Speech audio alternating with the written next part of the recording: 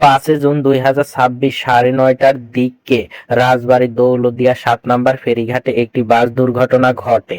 কুষ্টিয়া থেকে ছেড়ে আসা ঢাকা অভিমুখে এসবি সুপার ডিলাক্স পরিবহনের একটি বাস হঠাৎ করে নিয়ন্ত্রণ হারিয়ে নদীতে পড়ে যায়। এই দুর্ঘটনায় কোনো হতাহতের খবর পাওয়া যায়নি এবং চালক ও তার সহকারীকে হাসপাতালে ভর্তি করা হয়েছে বলে জানা গেছে।